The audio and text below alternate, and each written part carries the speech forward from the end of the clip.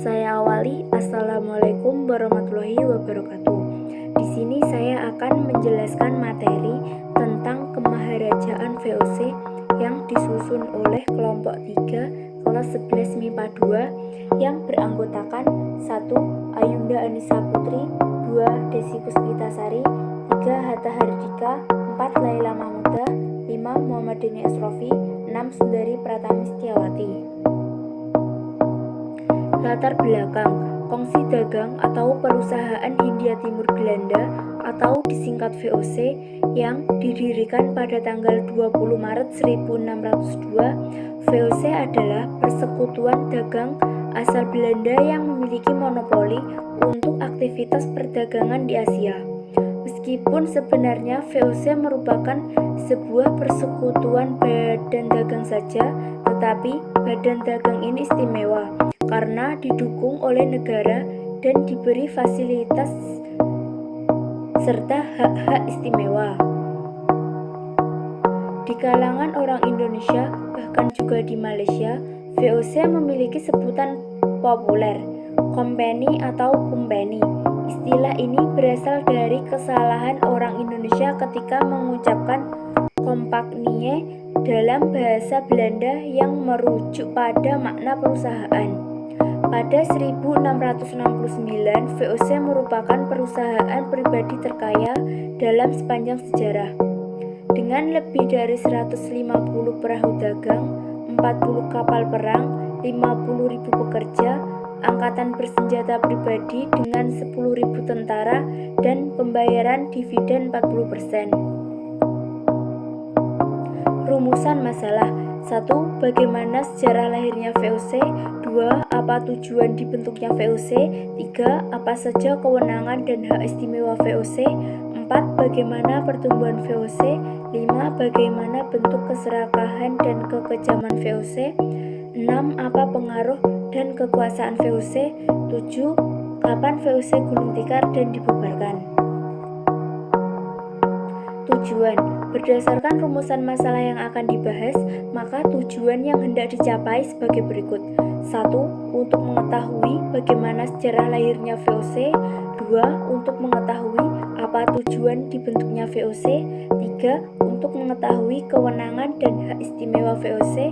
4. Untuk mengetahui bagaimana pertumbuhan VOC. 5. Untuk mengetahui bentuk-bentuk keserakahan dan kekejaman VOC. 6. Untuk mengetahui pengaruh dan kekuasaan VOC.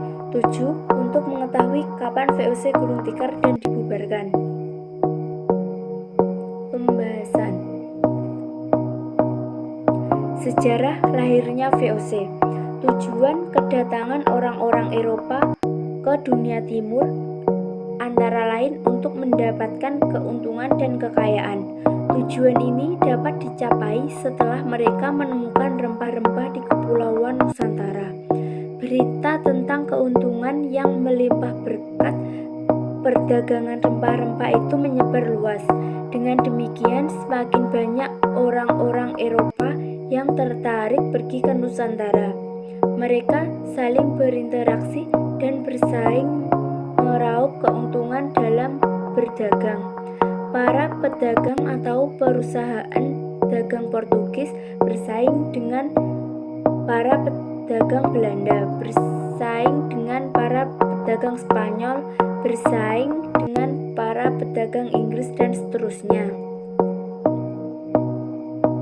Persaingan yang cukup keras juga terjadi antar perusahaan dagang orang-orang Belanda. Masing-masing ingin memenangkan kelompoknya agar mendapatkan keuntungan yang lebih besar. Kenyataan ini mendapat perhatian khusus dari pihak pemerintah dan parlemen Belanda, sebab persaingan antar kongsi Belanda juga akan merugikan kerajaan Belanda sendiri. Terkait dengan itu, maka pemerintah dan parlemen Belanda pada 1598 mengusulkan agar antar kongsi dagang Belanda bekerja sama membentuk sebuah perusahaan dagang yang lebih besar. Usulan ini baru terrealisasi 4 tahun berikutnya, yakni pada 20 Maret 1602 secara resmi dibentuklah Persekutuan Kongsi Dagang Belanda di Nusantara sebagai hasil fusi antar kongsi yang telah ada. Tujuan dibentuknya VOC. Adapun tujuan dibentuknya VOC ini antara lain untuk 1. Menghindari persaingan yang tidak sehat antara sesama kelompok atau kongsi pedagang Belanda yang telah ada. 2. Memperkuat kedudukan para pedagang Belanda dalam menghadapi persaingan dengan para pedagang negara lain. 3. Sebagai kekuatan revolusi atau dalam perang 80 tahun, sehingga VOC memiliki tentara. Kewenangan dan hak istimewa VOC. Dalam menjalankan tugas, VOC ini memiliki beberapa kewenangan dan hak-hak antara lain 1. Melakukan monopoli perdagangan. 2. Membentuk angkatan perang sendiri. 3. Melakukan peperangan. 4. Mengadakan perjanjian dengan raja-raja setempat. 5. Mencetak dan mengeluarkan mata uang sendiri. 6. Mengangkat pegawai sendiri. 7. Memerintah di negeri jajahan. Pertumbuhan VOC. Pada awal pertumbuhannya sampai tahun 1610, Dewan 17 secara langsung harus menjalankan tugas-tugas dan menyelesaikan berbagai urusan VOC, termasuk urusan ekspansi untuk perluasan wilayah monopoli. Dapat dibayangkan Dewan 17 yang berkedudukan di Amsterdam di negeri Belanda harus mengurus wilayah yang ada di Kepulauan Nusantara. Sudah barang tentu, Dewan 17 tidak dapat menjalankan tugas sehari-hari secara cepat dan efektif. Sementara itu, persaingan dan permusuhan dengan bangsa-bangsa lain juga semakin keras. Berangkat dari permasalahan ini, maka pada 1610 secara kelembagaan diciptakan jabatan baru dalam organisasi VOC, yakni jabatan Gubernur Jenderal. Gubernur Jenderal merupakan jabatan tertinggi yang bertugas mengendalikan kekuasaan di negeri jajahan VOC. Di samping itu juga dibentuk Dewan Hindia. Tugas Dewan Hindia ini adalah memberi nasihat dan mengawasi kepemimpinan Gubernur Jenderal. Gubernur Jenderal VOC yang pertama adalah Pieter Both. Sebagai Gubernur Jenderal yang pertama, Pieter Both sudah tentu harus mulai menata organisasi kongsi dagang ini sebaik-baiknya agar harapan mendapatkan monopoli perdagangan di Hindia Timur dapat diwujudkan. Keserakahan dan kekejaman VOC. Berikut beberapa keserakahan VOC diantaranya: membangun pusat perdagangan di berbagai daerah, menguasai pelabuhan-pelabuhan dan mendirikan benteng untuk melaksanakan monopoli perdagangan, melaksanakan politik divide et impera, melaksanakan sepenuhnya hak oktroi yang ditawarkan pemerintah Belanda, melaksanakan pelayaran hongi, adanya hak ekstirpasi, adanya penyerahan wajib dan sistem periangan, melakukan pembunuhan terhadap rakyat pribumi, orang-orang Tionghoa maupun orang asing, melakukan konsolidasi kedudukan. Pengaruh dan kekuasaan VOC. Pengaruh kebijakan VOC bagi rakyat Indonesia. 1. Kekuasaan raja didominasi secara keseluruhan oleh VOC. 2. Lahirnya kerajaan dan penguasa baru di bawah kendali VOC. 3. hak istimewa VOC membuat masyarakat Indonesia menjadi miskin dan menderita. 4. Rakyat Indonesia mengenal ekonomi uang, sistem pertahanan benteng, etika penjanjian, dan prajurit bersenjata modern.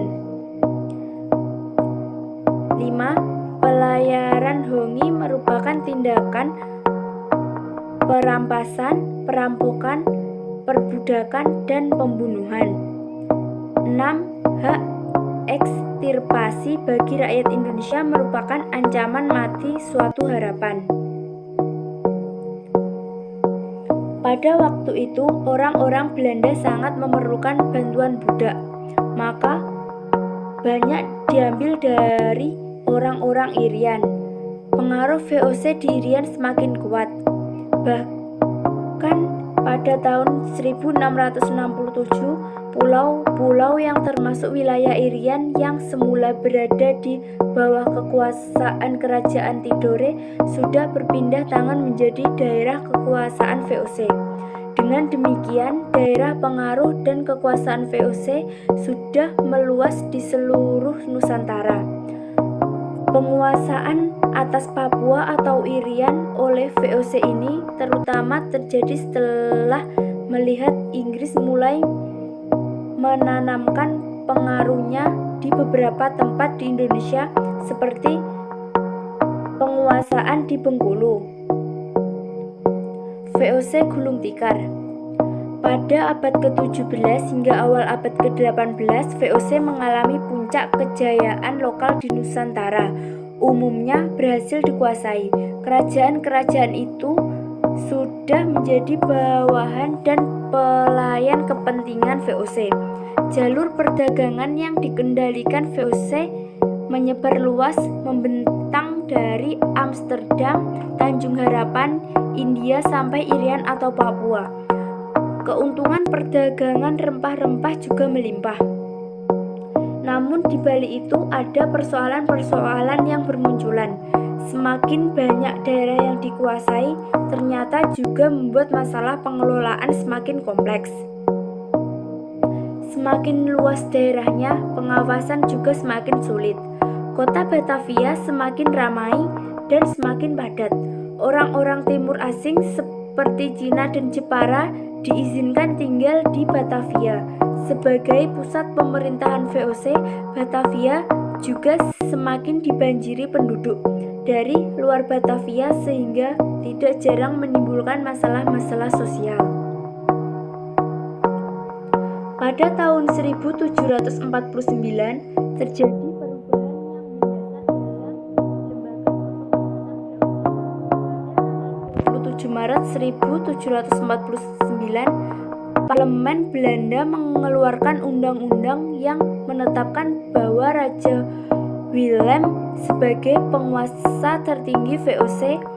Dengan demikian, anggota pengurus Dewan 17 yang semula dipilih oleh parlemen dan provinsi pemegang saham, kemudian sepenuhnya menjadi tanggung jawab raja.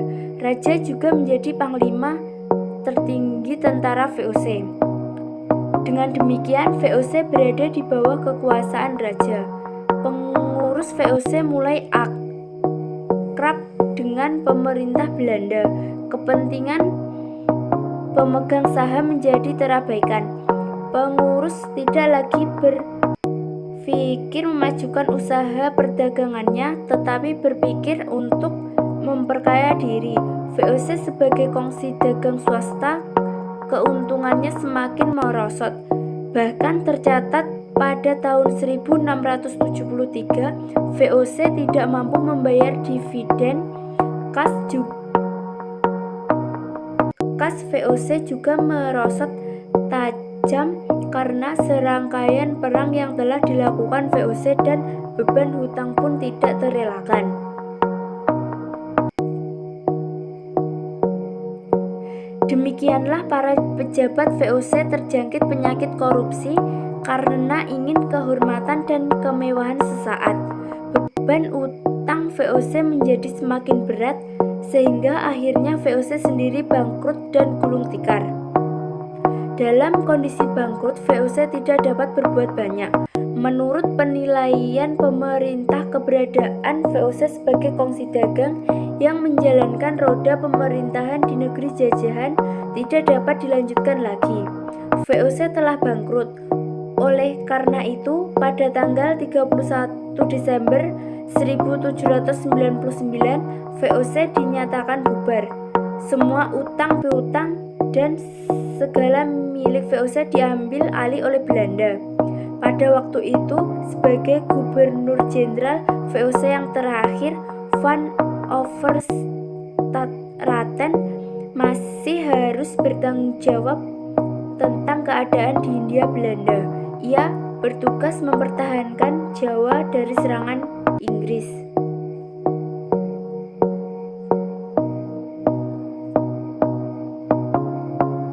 Saya akhiri. Wassalamualaikum warahmatullahi wabarakatuh.